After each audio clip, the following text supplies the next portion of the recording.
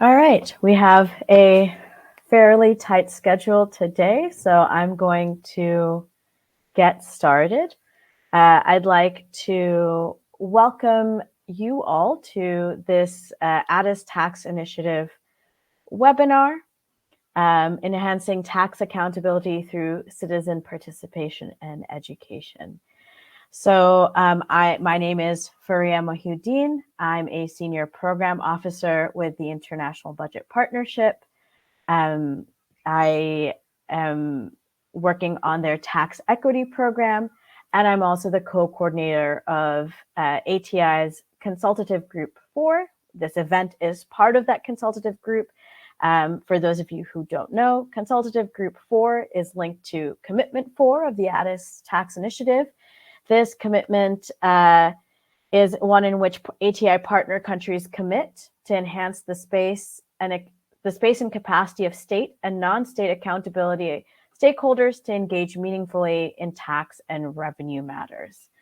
And so the aim of this webinar is to highlight the importance of integrating accountability into taxpayer education and the benefits of citizen participation in tax policy administration. So once more, glad you could join us. Good morning, good afternoon, good evening, depending on where you are. Before we get into the agenda, I'm going to hand over to Michelle from the ATI Secretariat to take us through some of the features of this hop-in platform, including interpretation translation. So Michelle, over to you, please. Thank you, Faria. Welcome everyone. I will give you a very short introduction to the session and the translation functions of this event. So as you can see in the left side of your screen, you will find the different areas of the event. So for this webinar, we ask you to please stay in the session area and follow the event. I will explain to you at the end of or Faria will explain at the end of the webinar what you will find in the other sections or areas of the event. For translation, we asked you, so you have two alternatives. The one alternative is the one that you can go to the side right of your screen and you will find within session the option of chat and translation. For enabling the translation of the webinar into either Spanish or French, you can go there and choose like the language that you prefer, but then you will have to mute the speakers that are on the stage one by one in order to not hear a double sound, the one from the translation and the one from the speakers. However, there is another solution that we have, which is that you can also download the Interprefy app to your mobile device with the QR code that we are showing right now. So you can take your mobile and have turn on the camera and go into this link. And after that, you will be able to connect to this app through your mobile and then connect the earphones, put in the event something that it's called token will pop up at the beginning of the app, and you will have to put ATI webinar and then click on connect. And once you are there, you will be able to choose your preferred audio for the event.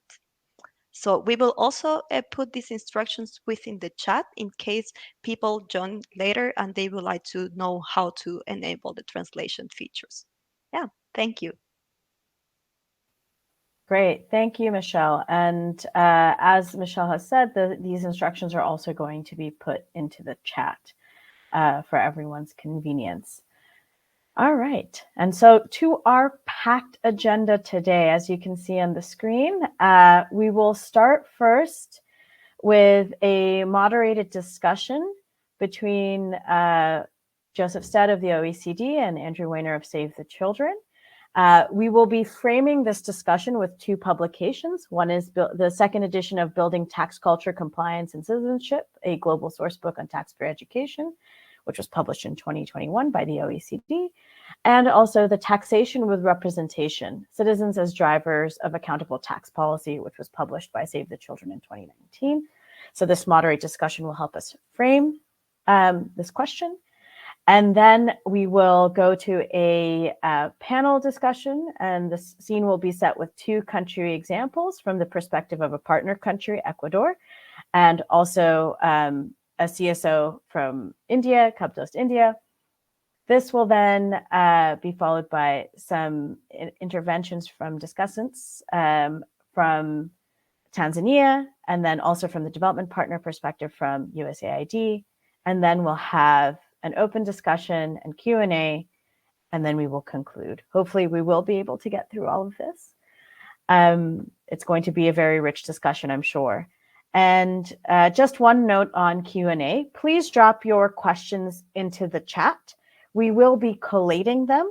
And what will happen is at the end, when we go into the Q&A, I will invite specific people to come ask their question. I'll ask you on stage, for which you will be able to request sharing audio and video. Before that point, unfortunately, our moderators will not allow you to do so.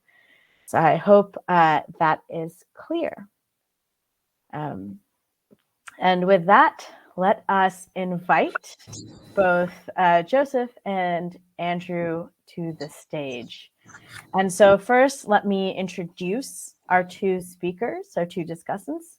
First is Joseph Stead of the OECD. Mr. Stead is a senior policy analyst at the OECD Center for Tax Policy and Administration, where he leads the OECD work on tax morale, focusing on developing countries. Also with us is Andrew Weiner of Save the Children.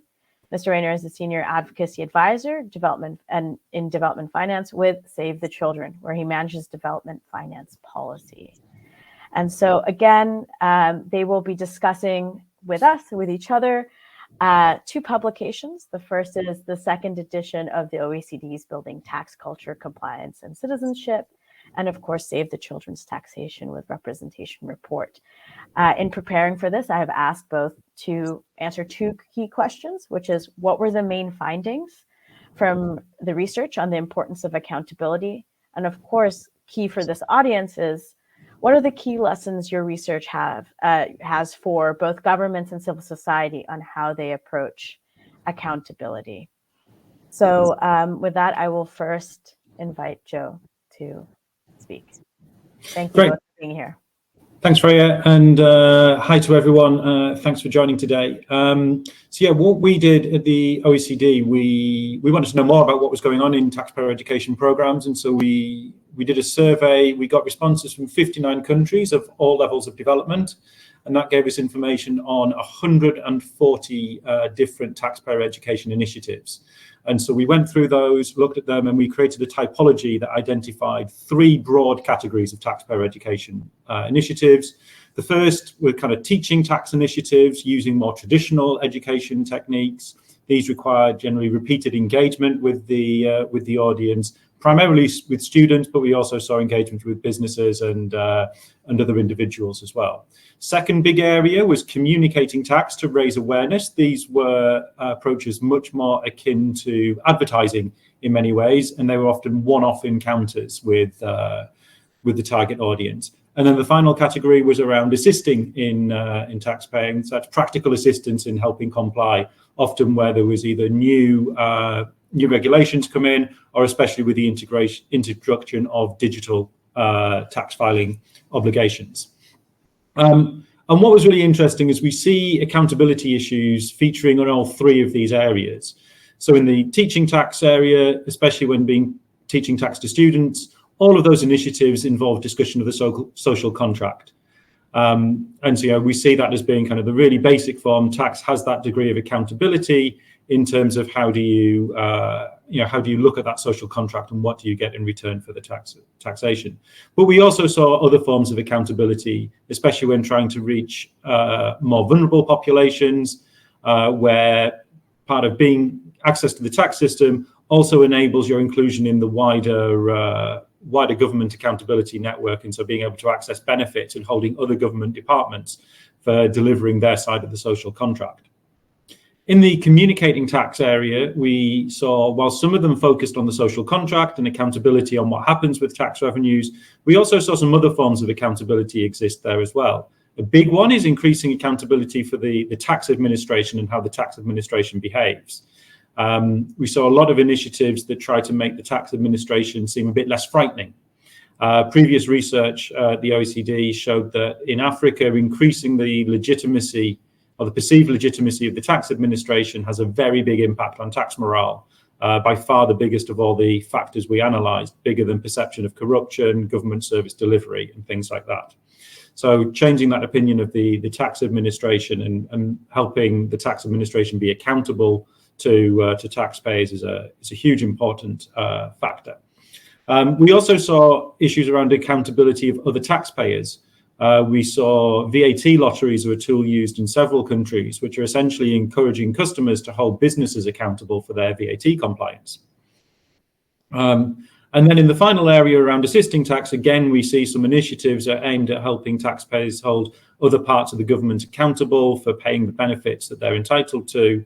But what was also interesting, we saw here that we asked some questions around evaluation, and whilst there's a problem that not a huge amount of evaluation of taxpayer initiative programs go on, we saw that from the perceptions we had from the responses, it's these assisting taxpaying measures are the most impactful in shifting taxpayers' views that others are paying their fair share. And so understanding the accountability between taxpayers in terms of all complying, it seems that the process of helping people through the tax system seems to have perhaps a bigger impact on that than we might think.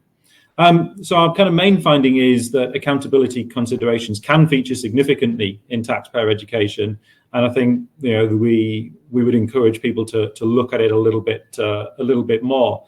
As, when we think that the link to the social contract is especially important, but also thinking around some of the other types of accountability. So I'll pause there for a bit and hear a bit more from Andrew, I think.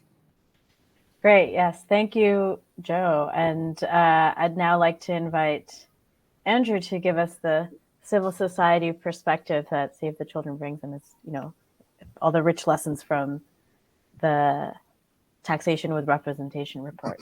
So Andrew, over to you. Thank you. And thanks everyone who's here. Just as a bit of background and framing on why Save the Children's interested in this topic, there's a couple main reasons. One is definitely sort of, I would say, a quantitative development finance piece, right? I mean, there needs to be an increase across the board in tax revenue and DRM in order to achieve the SDGs, in order to invest in children and their communities. So that's one important piece of tax policy. But this report and another very important reason why we're interested in tax is the governance piece. I think it's been well documented that you can increase tax revenue and also increase poverty at the same time. So while it's absolutely important to increase the amount of revenue that governments collect so they can invest in citizens, it's also really important how that's done. So there's sort of a qualitative piece on how tax policy is implemented, and particularly, I think, as Joseph and Faria mentioned, ensuring that citizen voices and the totality of citizen preferences on tax policy are represented, so that DRM and tax revenue is not only increased, but it's increased in a way that benefits the most marginalized, and that is most apt to economic growth and to achieve the SDGs. So that's the sort of framework with which we approached the research report that I'll be talking about briefly. We wanted to study to learn how, when, and where, under what conditions can citizens and civil society weigh in on successfully with governments to make tax policy more accountable, progressive, and effective. Not just more tax policy, but how can it really represent what citizens want their fiscal regime to look like. So we did a sort of a retrospective case study or retrospective literature review, looking at both the academic, the scholarly, and the policy literature on the evidence of how civil society has successfully engaged tax policy and administration in low and middle income countries over the past 20 years. So in recent history, and we wanted to sort of showcase those cases. The goal of the research primarily was, to include several stakeholders, CSOs, governments, but also donors. So in particular, to contribute to the evidence base, so the donors really could understand how to, not only working directly with revenue authorities, but how they can also most successfully support civil society as part of a more holistic engagement in tax policy and DRM in low and middle income countries. So I'll go over briefly over some of the couple of the key findings. We really found in our research, scope and scale had a huge impact on the extent to which civil society could be successful in engaging on tax policy. And we divided that primarily in sort of subnational CSO tax policy advocacy and national level tax policy advocacy. We found much more evidence at the subnational level of strategic, sort of long-term plan success among CSOs engaging governments at the subnational level. And this was for a variety of reasons. One is because the link between taxes and local service delivery is much clearer and therefore easier to target in advocacy campaigns at the subnational level. You can talk to citizens about, it's important to work on taxes because we need to achieve the SDGs by 2030, and they may or may not be interested in that. But if you talk to local citizens that it's important for them to get involved in tax policy advocacy because they can improve a road into their town or improve the market infrastructure that many of their colleagues rely on for their livelihood, or to improve a local education or health facility, it's much more tangible.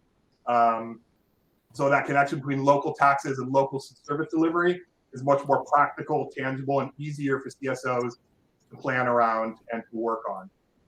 Another reason is because it's just much less intimidating and easier for civil society to engage local policymakers. Many of these policymakers are familiar and known to civil society, and this is true across the world. It would be much easier for me to perhaps engage the city council in the city where I live or the school board where I live than go to the U.S. Congress and try and work with in the Senate on a much larger scale with policymakers who I've never met, have no familiarity with, particularly if you're going to a faraway capital.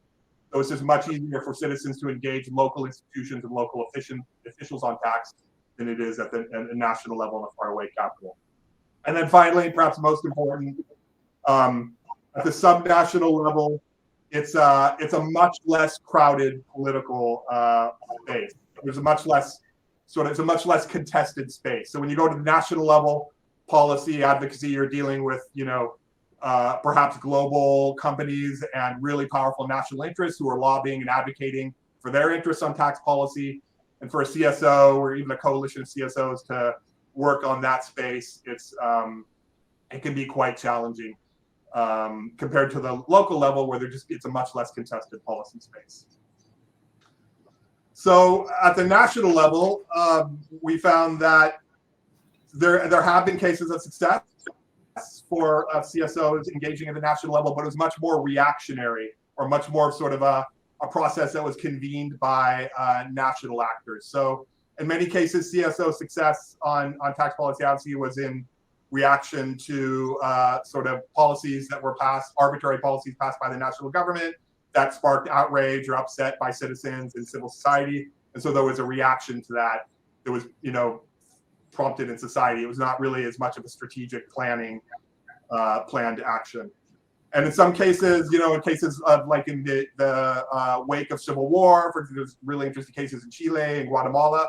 At the national level, CSOs were brought in as sort of a rethinking of the entire fiscal policy regime as a, sort of a government transition following really national level turmoil. So it was not, they were sort of brought in as sort of a longer process rather than sort of a more strategic planned process that they initiated. So despite sort of some success at the national level, it's much more limited when you compare at the subnational level in terms of proactive, strategic, and sustained national level tax advocacy campaigns that have resulted in tax policy change. So I know I could go on a lot more, and maybe in the Q&A, I'll save some for Q&A. I know we're over on time, but I'll leave it there for now and pass it over to Faria, and happy to engage in the discussion going forward. Thanks. Great. Thank you so much, Andrew. And yes, exactly. I would urge people, if you have questions, please put that into the chat. And I just want to invite Joe to now give a quick reaction to that, because, you know, there's those findings are quite rich. And I'm sure, Joe, you have some reactions or interplay between your findings from the OECD report. So, yeah, definitely. I know it's out of time, so very quickly. I think, you know, one of the things that we found from our work, and I think this kind of is emphasized by the work of Save the Children, is, you know, this accountability factors. You know, governments can't try and do all of this themselves. So they need to think about what partners they can bring in. You know, we saw it, the value of partnerships in doing taxpayer education is vital to reach the audience that you want to try to reach. Governments may not have those links, especially when you're not in the tax system already. Other actors may be more trusted than the government. And so, again, especially when you're trying to address that kind of fear, confusion around the tax system, think about how partners you can bring in to help do that. Maybe able to say and do things that the government would struggle to do but is vital to enable that trust in the tax administration to build, especially those kind of critical aspects that Andrew was talking about. So our kind of key recommendation and finding is, you know, the scope for more partnerships between government and non-government organizations, be they civil society, business associations, social enterprises. And by looking at those partnerships earlier on, you can try and get a more consensual kind of, you know, long-term approach to accountability that Andrew was mentioning, you know, worked in some countries, rather than that kind of short-term confrontational. So I think, you know, how we really embed accountability through partnerships is really important. So I'll stop there. great. Thank you both. That's a lot to chew on. Yeah, how do you actually embed and make accountability sustainable? What are the partnerships that you need and why, and at which levels? And so I want to thank you both for, you know, presenting your work. With that, I would like to ask you to leave the stage as I invite on our case study presenters. So I'm going to now invite Jose Salazar and Yamuna Sastry to the stage. And so, you know, now having set the framework for this discussion, you know, what do we know about how governments can approach taxpayer awareness and also increase accountability? We're now going to turn to experiences from countries, from on the ground experiences of the benefits and challenges of incorporating accountability into taxpayer education and citizen engagement. So our speakers for this section, I'm just going to introduce them quickly, and then I will invite Jose to speak. So first we have Jose Salazar from SRI Ecuador. So Mr. Salazar works as a specialist at the Tax Administration, or SRI, in Ecuador, and is responsible for the Tax Citizenship Plan, with 12 years of experience at this institution in areas of citizen assistance, fiscal studies, taxpayer rights, and tax audit. And our other speaker is Yamuna Sastry, who is the founder of Cabdost and Chief Impact Officer of Dwara Money. She's assisted 60,000, yes, plus tax filings in gig and unorganized unorganized economy in 500 plus cities in India, and has been a Women Transforming India awardee in 2018 and represented India at the Global Entrepreneurship Summit in both 2017 and 2019.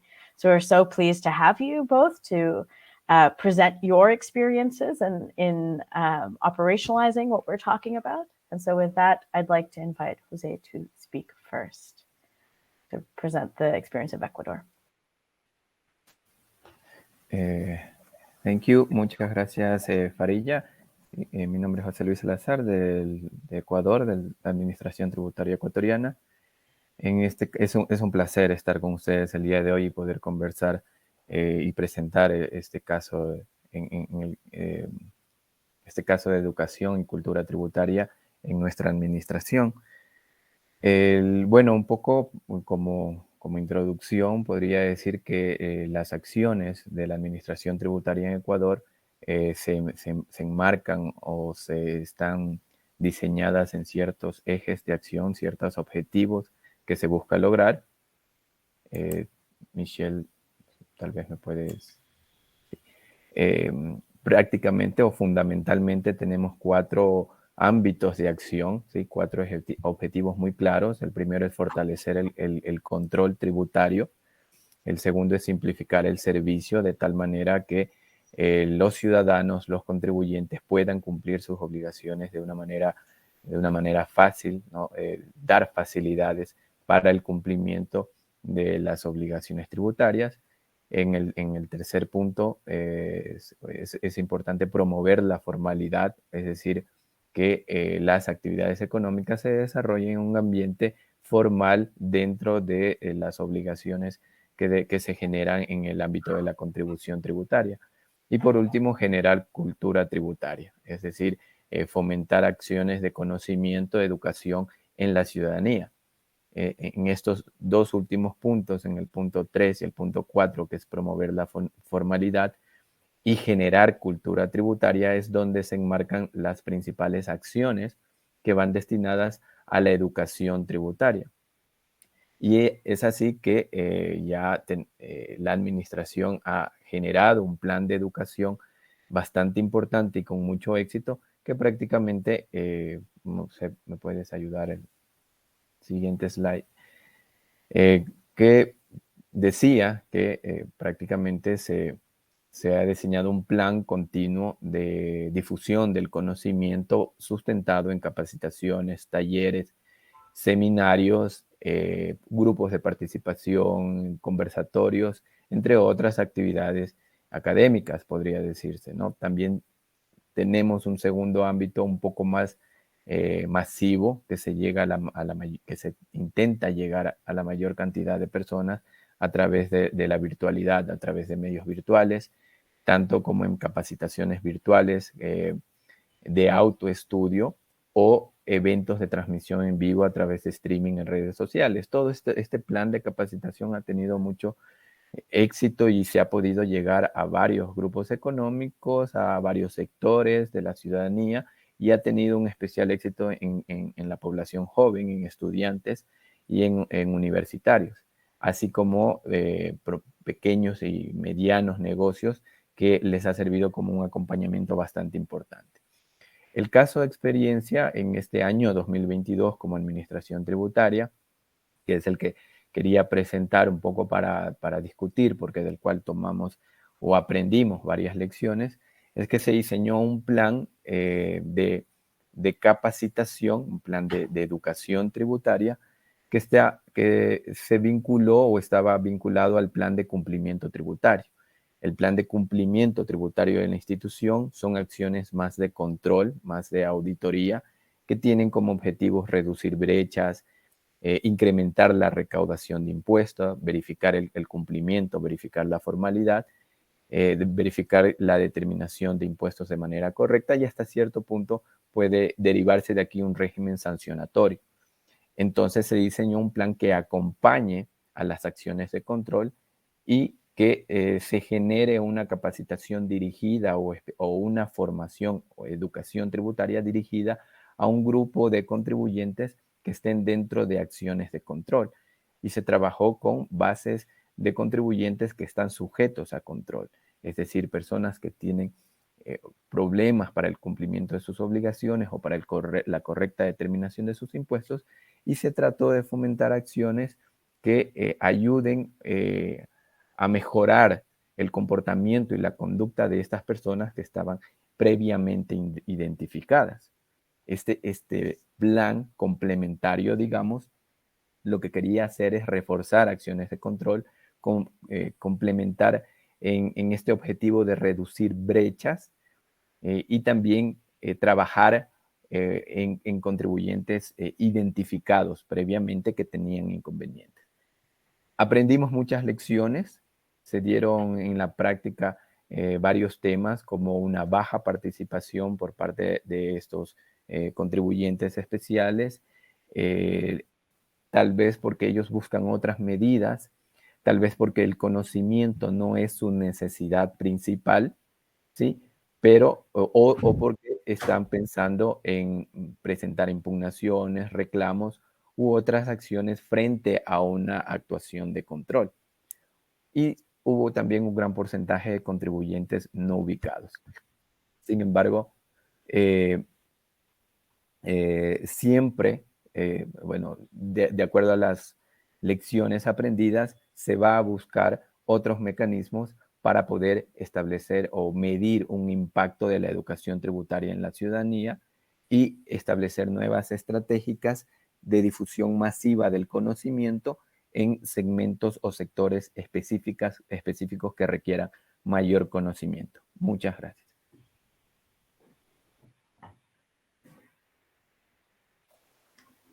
Great. Thank you so much, Jose, for sharing the experience of Ecuador in, trying to bring taxpayers more fully into the process.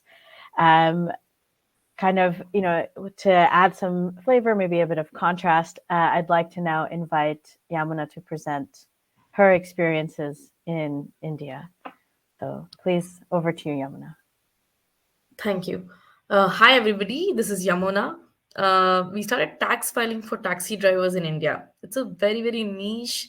I used to be at KPMG 2012 to 2018. Most of the gig workforce, all are contract workforce, and tax education at the bottom of the pyramid was absolutely missing. So, Michelle, can we go to the next slide? So on a very quick you can keep moving after a minute. So basically what we did was we met more than 3,000 odd taxi drivers on the ground and educated about tax filing, the benefits, the need for the building an income proof.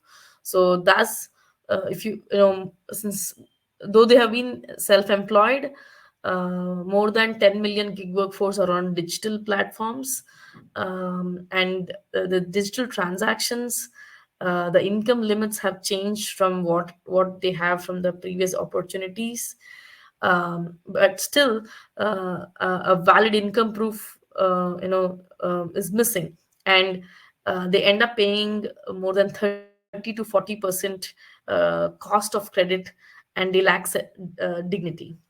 So what was the problem in nutshell? If you see the problem statement is, they have come to a digital transaction limit and tax is deducted at source, and most of them are eligible for tax refunds, but they do not know how to create a login. They do not know how to get their tax refunds, or they do not know how to pay taxes. So they needed an assisted mode, that is a phygital mode. The next one. So what we realized was, and also we might think, is the $30 a big number? It is. So it's one of the highest paychecks that they can get, around 2 to 3,000 rupees in a week. On an average, they only get around 10 to $20 in between the level of gig transactions that they are in. So what we have done is, the whole idea is to create tax education through public-private partnership model, and this is creating a behavioral change, and building a financial passport for this specific communities. More than $4 million tax credits have gone back, and 1 million plus tax credits have been paid. Taxes have been paid. What was the problem or the penetration issues was, the affordable compliances. Basically, the pricing was high when it comes to working with the formal chartered accountants and tax practitioners, which was around $10 to $12. So the next thing is lack of awareness, and lack of awareness is, first of all, they're new to many things, new to digital, new to financial transactions. and there is a lot of fear factor that they will let go of their government subsidies. So the next slide. So here what we realized is, since they are semi-urban, they still want to go back to their home ground, local, still want to claim the government benefits, but they still are afraid on the tax filing side. So the next one that I would like to walk you through is on a quick few snapshots of how we have done the tax education. We have worked with a radio jockey with a trusted gateway. A 45-second mention, we got around 180 gig workforce register, and followed by offline campaigns. You could see the images in the next slide, where we have done a counseling on the tax assist program, and the name and date of births are generally a huge crisis.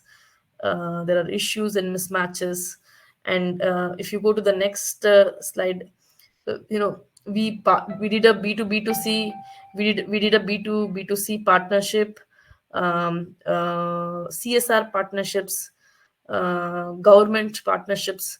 It's a PPP model, and it has to be pushed across. A lot of stakeholders are needed. We've touched around 500 odd cities, and almost 10,000 free tax filing campaign.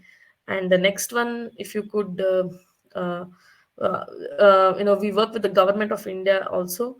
And the next piece, quickly on the next one is the corporate. We have spoken about.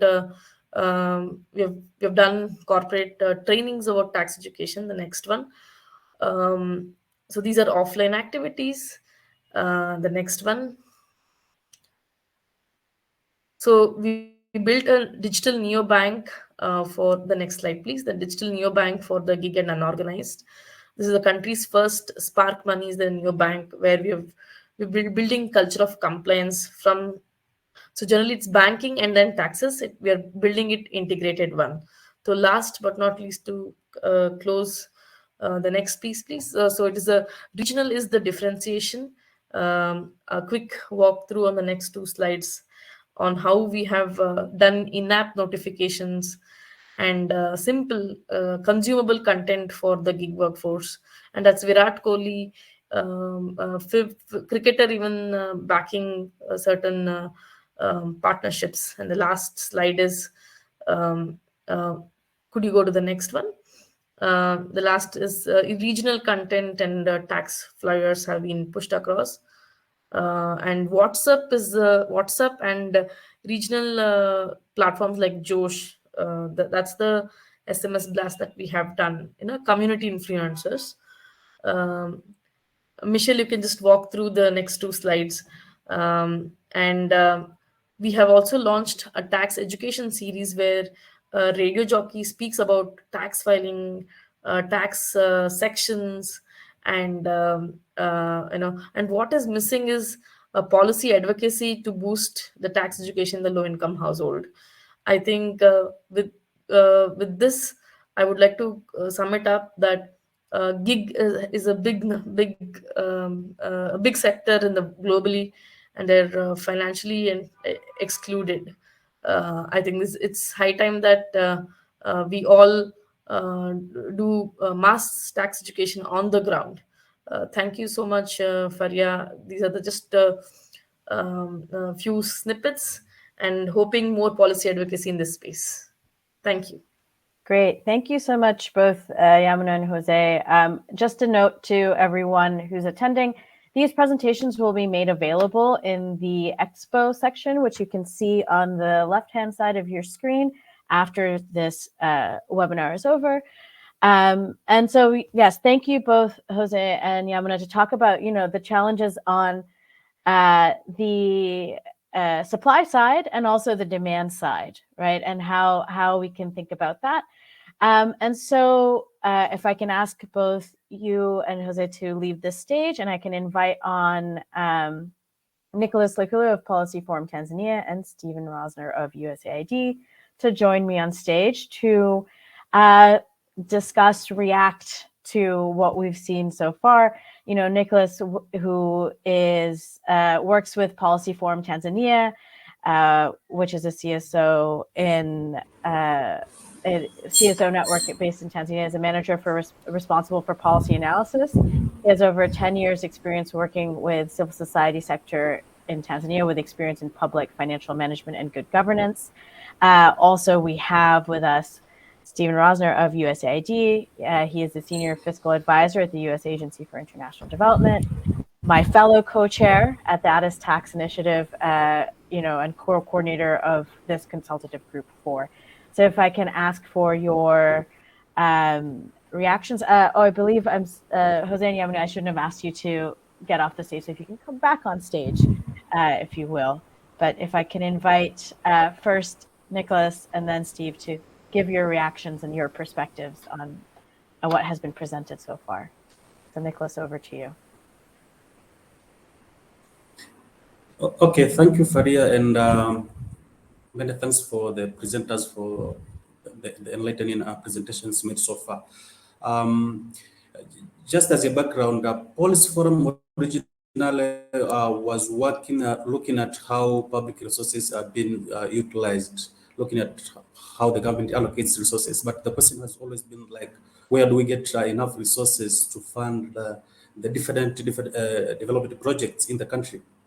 So this is where our work around the tax came in, seeing where does the government get resources and how it allocates the resources that are being collected. Now, the question of education to taxpayers, this is something that we also find important. And we have been partnering with the government, including our Revenue Authority and the Ministry of Finance, to ensure that we provide the training, especially to students, so that they get the idea at the early ages, so that when they come and get into business, let's say, they know what tax means, what the importance of paying tax and all that.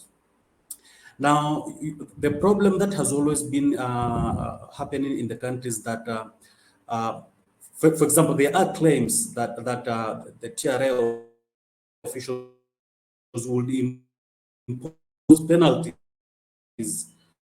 on taxpayers for something that they do not know. And this has created some kind of an antagonistic relationship between. It reached a point whereby the officials from the Revenue Authority, when they go to the streets, they are looked at as police officers. So you find whenever one hears of the Revenue Authority guys coming in, and everyone will shut their business and run away. And for us, we think this is not something that should be entertained. People should know what their tax is meant for, the importance of paying tax, how they are used transparently. This will help in raising their morale, and it increases the level of compliance on the part of the taxpayers. Now, over the years, and what we have seen as a major contributor to people not paying tax, basically, is the fact that largely, a good number of people understand why they should pay tax. But the problem has been, how does the government use the revenues that have been collected? You look at the reports by the Controller and the Auditor General. Every year, it's the same problems of embezzlement of public funds that have been reported.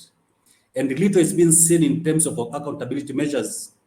Because if there is proof from the report that is provided by accredited government institution, and this is the National Audit Office, why don't we see measures taken against those who are responsible for the misuse of public funds? So, in terms of the efforts to collect revenues, yes, we should admit that the efforts have been there. In terms of education, I should admit that the government, in partnership with the civil society and the private sector, have been providing education to the taxpayers. But basically, someone gets demoralized seeing a lot of public funds going, being embezzled, and nothing is being taken as a measure. So next time when you go to these people and you tell them you need to pay tax because we need to improve services, and they go to the health facilities, for instance, there are no medicines, there are no personnel, experts, because the government cannot afford to pay them. You go to schools, children are sit on the ground. There are no desks. There are no enough teachers. And these are the very people that you want to pay tax. you are explaining to them the need for tax, the importance of pay tax. It is really difficult for them to understand. So I think as much as we are providing education to students, to children, and even to the business community, we must make sure that there are enough incentives for them to comply. You look at the informal sector, we have a big, the informal sector is quite large in Tanzania. But the question has always been, what are the incentives for these people in the informal sector to formalize their business? If you don't provide them with the incentives, they will always prefer to do their businesses informally. And we have seen cases whereby people who had registered businesses have now gone to the informal sector. Because as you go formal, the advantages are not as much as you operate informally. So we do not underscore the need for the provision of taxpayer education in the country. And I think this is also an area where even Policy Forum as a partner would also want to increase our efforts. But I think there are more potential for the government to get revenues, especially because there is also an aspect of equity. Where do you get the taxes? From whom do you get the taxes? Where we have a number of incentives that the government provide to the business community. Some of these incentives are not necessary.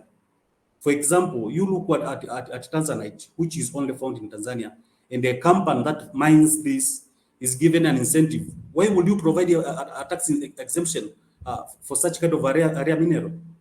So for us, you look at another area, for example, the double taxation agreements.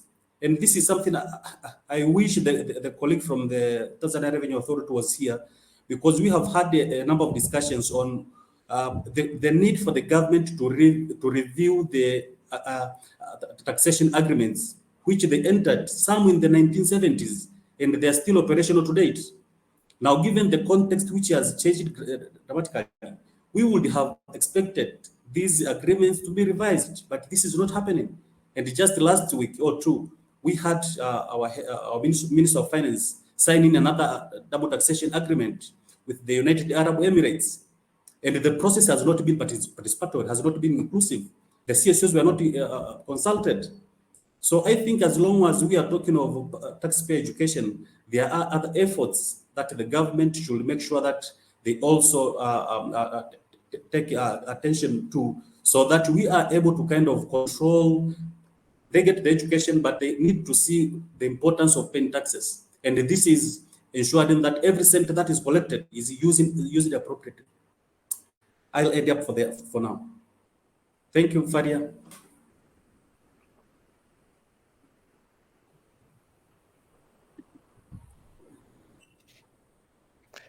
Hello, Faria. Hi, I'm back. Sorry about that. Okay.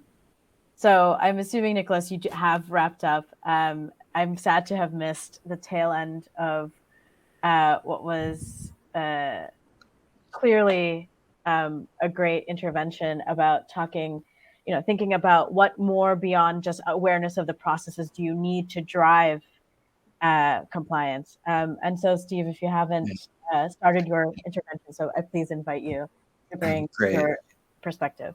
Great. Thank you, Faria. And thanks to all of my fellow panelists for the very interesting comments.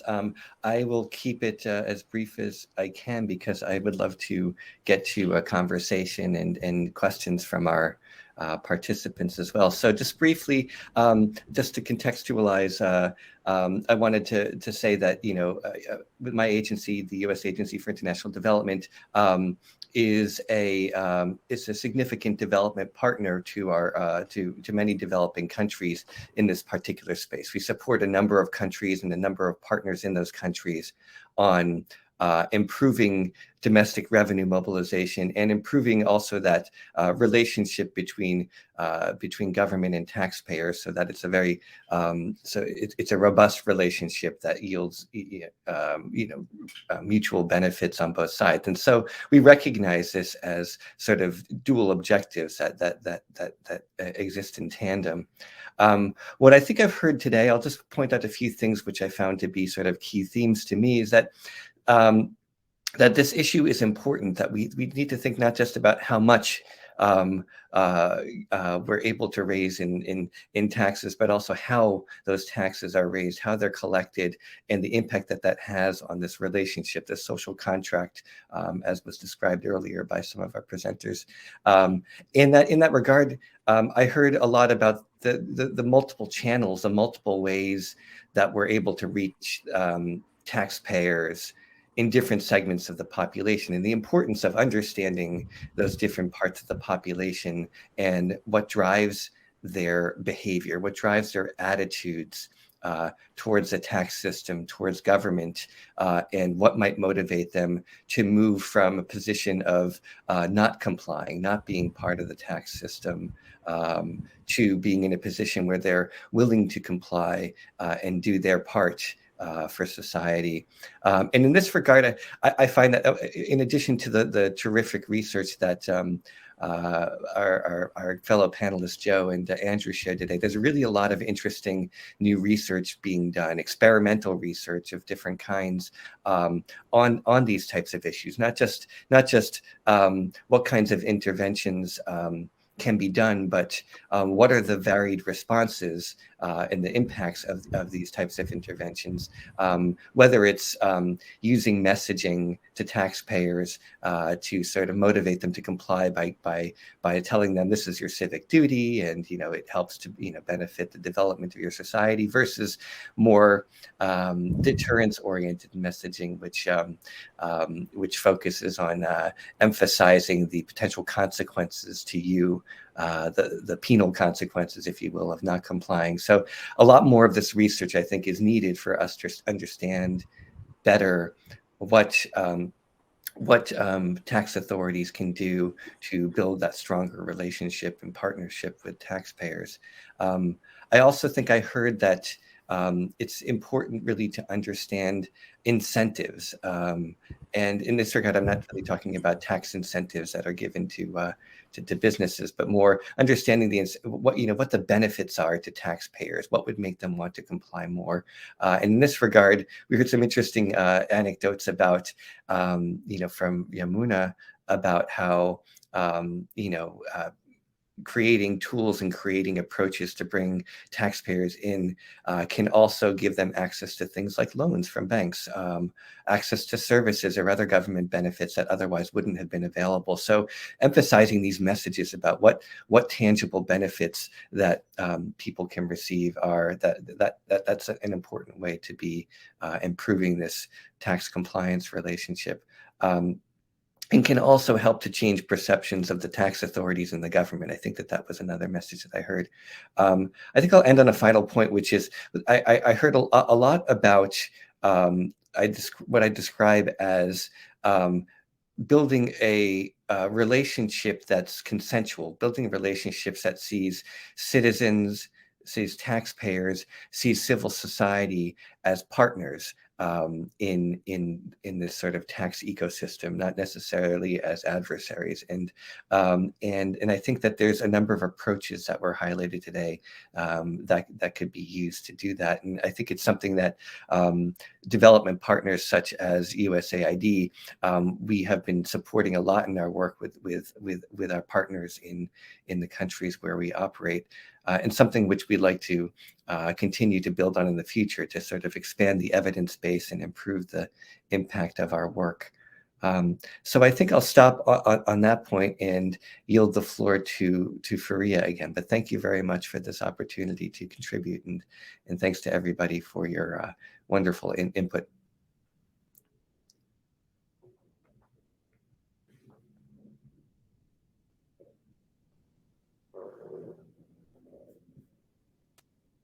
Yeah, I think we cannot hear you.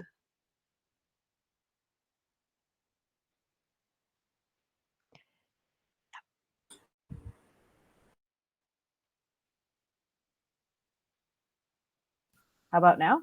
Yes, perfect. Thank you. I think my computer also reset a little bit when I had to come back. I just want to say thank you to Steve for being still an excellent co-chair, in that you've summarized everything that's salient about what we've heard so far, and adding a bit more. I'd like to now invite back also Andrew and Joseph to the stage as we are now entering our open discussion and Q&A. And, you know, before we really open it up, I would like to invite or start the discussion with an intervention from Ms. Irene Otieno from the National Taxpayers Association, NTA, Kenya, which is an independent, nonpartisan organization focused on promoting good governance in Kenya through citizen empowerment. So, Irene, if you'd like to start us off.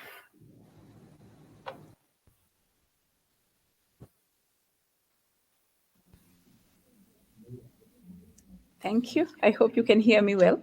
Yes, we can.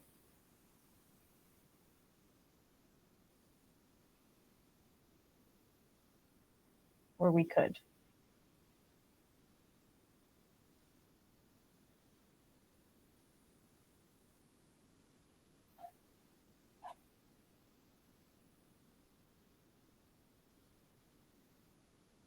Irene, are you with us?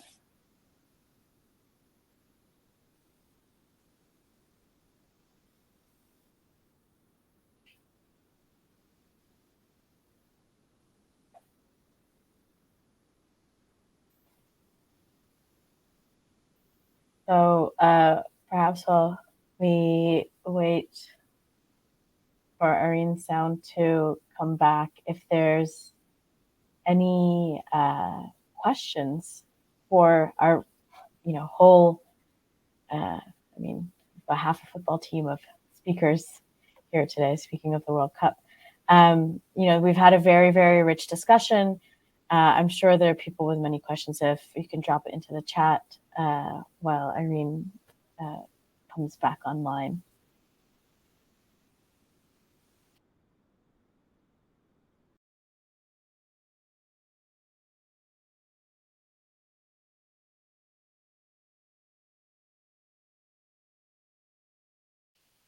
And indeed, please state whom you're addressing and your name so that we know who to ask to speak.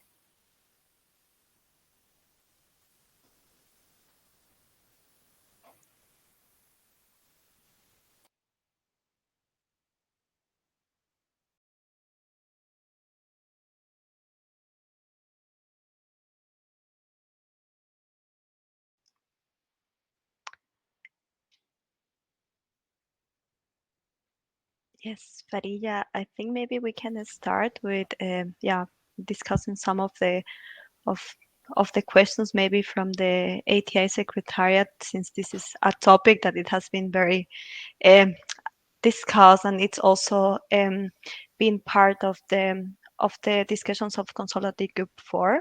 Mm-hmm. So yeah, maybe we start with some questions from our side. And I have one question because our representative from Ecuador, he presented a case study that was more a lesson learned on one of the initiatives that they work on for within the tax administration. But yeah, we were wondering also if he could also share with us any other success story that the tax administration has implemented as part of this very broad group of initiatives that they have as part of this citizen engagement plan that Jose mentioned with us. So yeah, maybe it would be good to hear from Jose. That's a fantastic question. Thank you. So maybe Jose, if you'd like to answer that, and then Irene, we see that we have you back. We'll come back to you. So yes, Jose, if you'd like to answer. Sí, muchas gracias, Michelle. Sí, una de las acciones de éxito que hemos tenido dentro de esta formación y educación a la ciudadanía son las implementaciones de oficinas en comunidades rurales o campesinas, en donde se da asistencia a personas que están en una situación de no poder acceder directamente tal vez a medios virtuales o a servicios públicos más cercanos, y que nos hemos apoyado en estudiantes universitarios para poder acompañarles y darles asesorías financieras y tributarias gratuitas que les han apoyado que les han ayudado a formalizar sus negocios y cumplir sus obligaciones. Es algo que puedo comentar con mucho éxito, se ha logrado y se ha logrado llegar a muchos lugares lejanos de las ciudades para poder apoyar en la formalidad y en la contribución. Thank you very much. Gracias, Jose. No, I think that's very, very interesting to hear, like this relationship and this cooperation and collaboration with other sectors of the population, such as the universities, to implement and to increase also to raise awareness on the population about tax and revenue matters. So no, thank you so much for that. And I give the floor back to Parilla for the next part. Great, thank you, Michelle. And yeah, thank you, Jose, for adding a bit more context and background to what you're doing in Ecuador. So Irene, you're back. So once more, let me just intro you. So we have with us Ms. Irene Otenyo, who's from the National Taxpayers Association of Kenya, which is an independent, nonpartisan organization focused on promoting good governance in Kenya through citizen empowerment. So Irene, over to you. Thank you, Faria. I hope you can hear me now. My apologies, my network just acted up. So listening from what my co-panelists have stated, our observation and a few of the experiences and challenges on the issues of tax accountability that we've noticed. First, there's our experience coming in on issues of tax accountability was an assumption that taxpayers have similar interests. So that has been a learning point in the sense that there are different approaches we must apply on this issue. I'd want to give a case in point of our work around tobacco taxation. So from what Faria has mentioned, our institution focuses on advocating for taxation, but linked to improved service delivery. So ordinarily, most citizens then assume that tax accountability always means advocating for lower taxation. But on a product such as tobacco, our position has been this is a product that we need to tax at a higher level because of the negative health externalities. So then how we've managed to manage our own communication while advocating for tax accountability on this specific project has been a bit of a learning lesson. So that has really taught us, and what I wanted to share then is we must have different approaches on issues of tax accountability because of different interests. I also just wanted to comment a bit on what Nikolai from Tanzania mentioned. The issues of, in our African context, and specifically speaking about Kenya, is there is a lot of corruption. So the question then that affects paying of taxes, where is this money going? But we have found a different approach to it. Can we then link tax accountability and possibility of improving taxation rather than always looking at corruption as a downside to matters of domestic resource mobilization? So then to ensure to tell citizens that if you understand the type of taxes that you pay and how large these taxes are when you quantify, then it then gives you a premise to start insisting on accountability.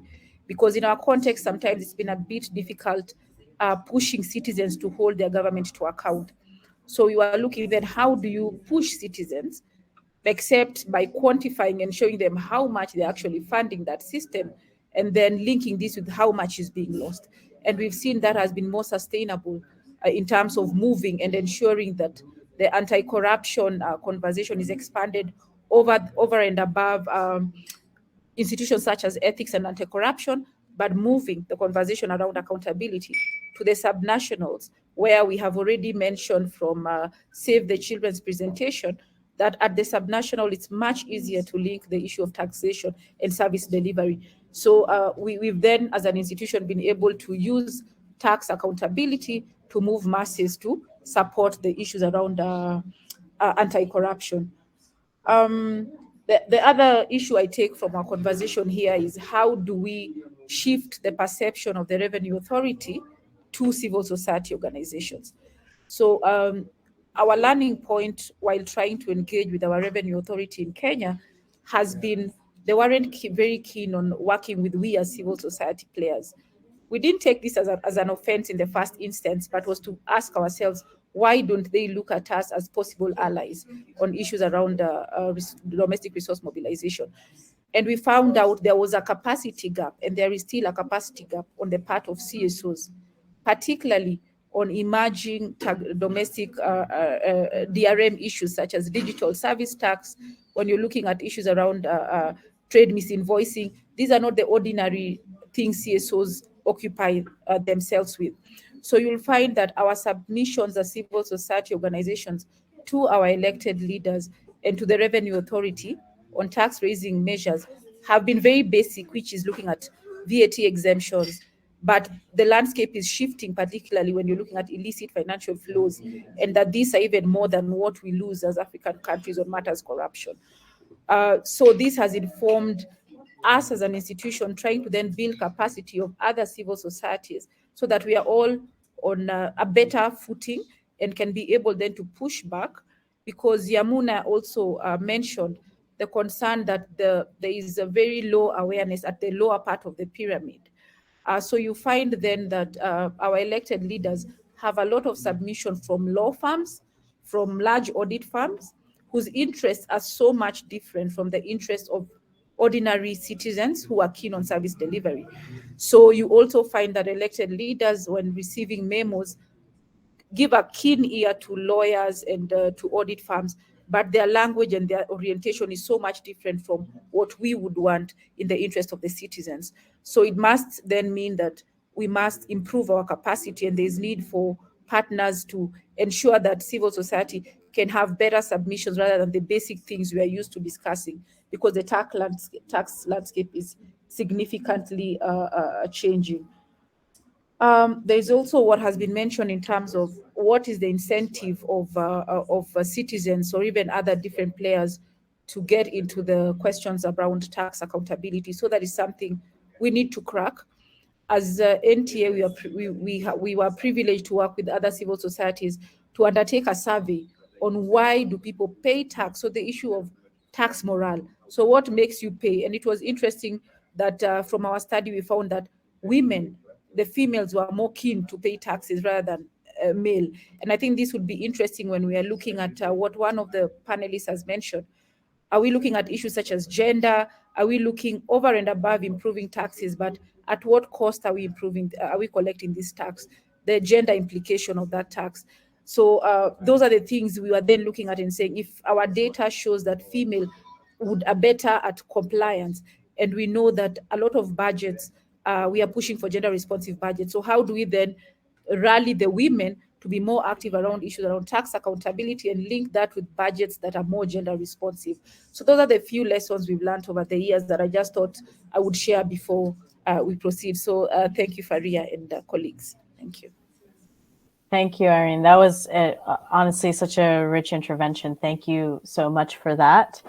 Yeah, where I don't even want to try summarizing it, because I think there's an entire paper there, but maybe to highlight that, there's a few things that have come up, which is the role civil society can play in partners in driving tax compliance. I think there is this idea that there might be an adversarial relationship between civil society and government, but generally the goal is shared, which is better tax compliance, higher tax revenues, for reasons that, Andrew's outlined, which is that people want to see, the service delivery, the services that are linked to things like achieving the SDGs to actually come to fruition, right? And that civil society and often revenue authorities are aligned in that goal. And, in thinking about taxpayer awareness and education, how can governments maybe think of using civil society in their roles as translators of often technical information and processes, like we see in Yamuna's case, as teachers, as we see, or trainers in the case of Nicholas's example from Policy Forum, right? And across board as facilitators of dialogue around issues of tax policy, tax compliance.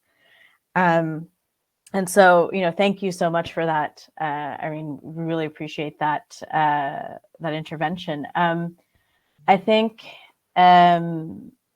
we have perhaps one intervention from the floor. Yes, I think, Michelle, you're better on the back end of this. So I think someone was trying to ask a question. Yes, I think we have someone from the audience that would like to raise a comment or a question, and I think we are giving the person access to the stage. So yes, I believe it's Fatou. he needs to allow video and audio if he would like to come in. Yes, you need to. I think there'll be a prompt from your browser to allow video and audio. Again, and also for other attendees, if you also want to put your questions in the chat, happy to also take them from there.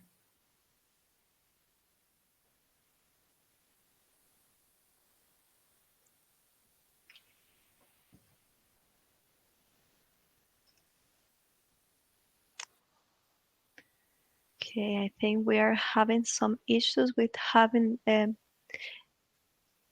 second. Okay, no, we lost him. Maybe let's check if we have but if we have another Marcus. person on board. Hello, Yes. Marcus. Yeah, thank you so much to everyone. Yeah, my name is Marcus. I also work in the ATI Secretariat, and I think it was already so rich and so many points touched upon. But I think what for me really stands out, and that's a question I would like to pose to the panel, maybe also to Andrew and or Joseph, who have maybe this a little bit more, I would say, analytical view due to the reports of Save the Children OECD. I think one point that stands out for me is really the collaboration between the state and non-state actors, because in the end, this is, I would say, that on the case of accountability through taxpayer education, this is really one of the cases where everyone's interest is really aligned towards one goal, and this is not always the case, especially when it comes to collaboration between state and non-state actors. So I just wanted to ask you, so what in your points of view, what do you think do organizations such as the ATIS Tax Initiative or other networks can do in order to facilitate further the collaboration between state and non-state actors in increasing accountability and tax and revenue matters? What would be your takeaway? Joe or Andrew, whoever wants to respond. Or also, I would like to give it to all of the panel, if also Steve, maybe from development partners' perspective. Questions for everyone. Yeah, a couple of quick thoughts from me. I think part of the process is collecting best practices and showing what can be done, and that can act as inspiration to others, and I think that's really valuable. I think part of Irene's point in terms of around where there may be capacity needs within civil society and how you can help address them. It's easy to get stuck in a kind of vicious circle in terms of the revenue authority government says, oh, well, the civil society don't have the capacity to engage meaningfully in this, and therefore we just ignore them, and you can go around in a vicious circle where you don't make any progress from there. So I think how governments can and revenue authorities can think a little bit more about how they look to engage civil society. And we've had a lot of success in our kind of in training revenue authorities in kind of the train the trainers approach. And I think getting governments to think a little bit in terms of civil society as being part of that train the trainers approach. And so, how do they engage a group of civil society leaders, and so they can really help explain where the changes may be coming up, and then have that trust that the civil society will then go on and help build that debate more broadly. But I think there's probably a range of ways to do it. I think we should keep experimenting, and I think the support of development partners as well to encourage this behavior and see that encourage experimentation and to see what works is really important, because none of these things come for free as well. So there's a need to get the support to go in behind it. So some quick reflections from me. Yeah, maybe I'll just jump in real quick on that. building on that. And I think things that Irene and Nicholas said in particular, and then I think, actions speak louder than words. I think, not only in low and middle income countries, but around the world, I think there's just a decreasing, faith and belief in institutions. So, showing that paying taxes and paying your taxes in full, makes your life better, is a great way, I think, to build a virtuous circle and sort of build that social compact and a relationship between citizens and the state, at multiple levels. I think, kind of just using it's your duty to be a good citizen to pay taxes, or, in order to contribute to the national development, you should pay taxes, can be kind of abstract and might not be as compelling. So that's just one thing. I think, I think that's what Irene mentioned too, and Nicholas, and it's really, people want something for their taxes. Everyone does, right? Including, no matter what sort of income level you're at, I think. So that's, I think, really key in building that connection between the state and civil society. And I think and again, just I'd say at the local level, we've seen donors come in sometimes to do that. So there can be a role for donors, particularly at some national level, to sort of facilitate that. That can be done, independently, but donors can also facilitate that discussion and sort of demystify, taxes paid, sort of input and output. Taxes paid results in this benefit for citizens. So I think that's, that's one way that that collaboration can be built. Thanks. Great. Thank you, Andrew. Thank you, Joe. And thank you, Marcus, for that question. We have one more question, and then I will wrap this up. We are a bit over time. So this question comes from within the panel itself, from Yamuna, which is about, keen to know about tax education in small nano businesses and street vendors from other partner countries. So I think for this, I'd love to hear from Nicholas and Jose, where, you have places with street vendors, high level of informality, and nano, very small nano businesses. So what has been your experience about bringing those kinds of entities into taxpayer education? Maybe I can have Nicholas start, and then Jose to wrap it up for us. So Nicholas. Okay, thank you, Faria. The experience in Tanzania has been that with the civil society organizations that have been working to provide capacity to taxpayers and to students. So far, it is in the big cities like in Dar es Salaam where you have the street vendors that this kind of education is being provided. But the question is the capacity to scale up the training, let's say. If you provide it only in Dar es Salaam, and even in Dar es Salaam, as we speak, the number of CSOs that engage in tax work in Tanzania is quite small. We have police forum and like less than 10 other organizations. And as mentioned earlier, yes, the Tanzania Revenue Authority has been engaging using the media like television and radio programs to provide this capacity. And this is I would say the major intervention that the government has been using, use of the media. We have the community radios where this education is being provided, especially to those that are in the upcountry. But having like physical kind of sessions where you meet with these business street vendors, this has not been happening to an extent that is encouraging. And you cannot rely, because also how many of these street vendors like you have online kind of sessions, how many of them can they access this? We have also the question of capacity, the question of, let's say, internet connections. For example, now I'm in Dodoma, this is the capital city, but the connection is still a problem. Now, you can imagine of the rest of the regions, and these are the platforms that we are using to provide this kind of assistance to the taxpayers. So I think maybe we haven't been able to use the right channels to reach these people. And in this case, I would say some kind of physical engagements would be encouraged, because otherwise with the use of TV and the radio programs, I don't see getting significant results from these kind of interventions. Thank you, Faria. Yeah.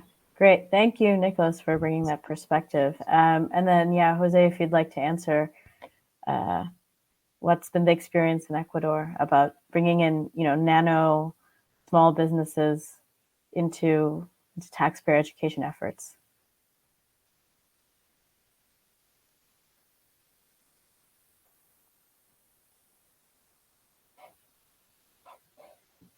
Jose has left the stage. Is he still with us?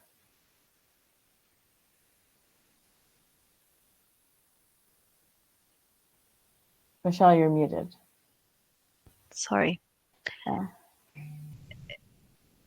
Maybe we will him just a second to rejoin. But just maybe while we wait for that, maybe I'll just pick up on one thing that Nicholas said, and is kind of at the base of, or at the foundation of, what both Joe and Andrew presented, which is that it needs to be an exchange, right? One-way taxpayer education has been shown to have very limited impact, and so providing platforms for exchange, leads to better accountability and morale outcomes. And so what you're talking about, Nicholas, is it's well and good that TV, radio, internet has a certain level of penetration, but to actually get people into the net, you really need to have some form of exchange. So it appears that Jose is struggling with network issues. Yes. But maybe let me share a bit, because I have been following a bit how what Ecuador has been doing, and I know also that now they are also, their tax administration is engaging a lot in social media. So they are but Jose Luis is back, so he will be the best person to answer. Jose Luis,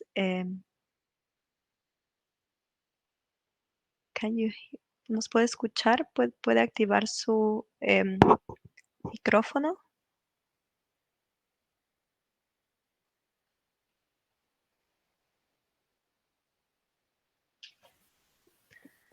Creo que, I think he's having troubles with the network. Okay. José Luis, está en mute. Si podría.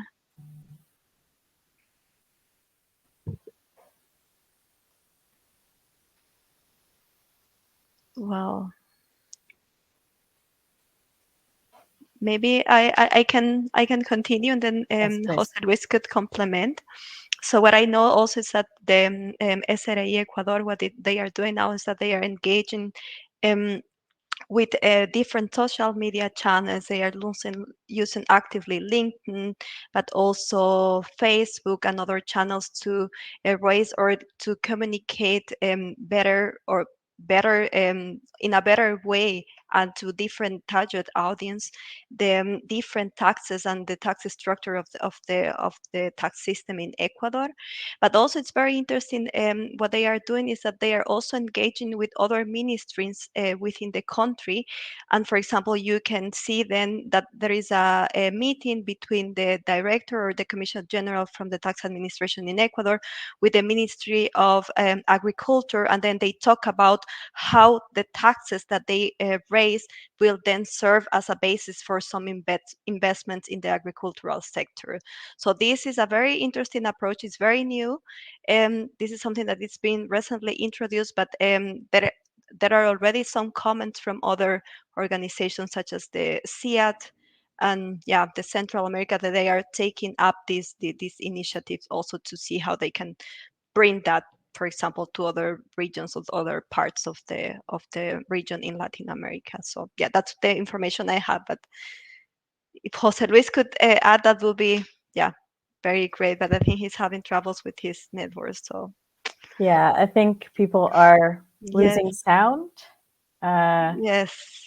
Yeah. So maybe I will take that as a note from the universe that we should well and truly wrap up. So thank you, Michelle, for being able to provide that perspective. And so I just want to take a moment now to thank all of our speakers for the excellent interventions. It's truly been a very, very rich discussion. And I'm just very excited to see, you know, what ideas this percolates within not only members of the ATI, but the other attendees who have been part of this webinar.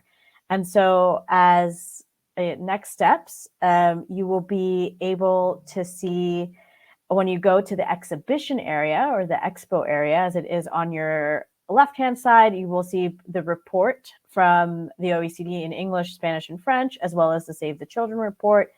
You will be able to see the presentations, the slides that you saw during this session. Everything will be available there for you to have a look and download.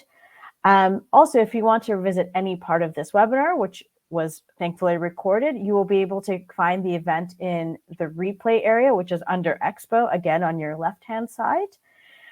This recorded event will be available for the next 2 days. So, you know, if there's maybe colleagues that you want to share it with, this is the way to do it. And last but not least, ATI, or actually there's 2 more, last but not least. So penultimately, the ATI Consultative Group 4 will follow up on the outcomes of this discussion. There will be a news article summarizing the topics discussed, and this will be prepared by the ATI Secretariat for dissemination on the ATI website and social media outlets. So, you know, stay tuned for that. And now, last but not least, if we would like to extend the invitation to the members of the ATIS Tax Initiative that are in this webinar to join our upcoming meeting of the Consultative Group 4, which will happen on 12th December, which is a Monday, at 3 p.m. Central European Time. That's 1 p.m. GMT and 9 a.m. Eastern. So with that, thank you, everyone, for your participation in this webinar.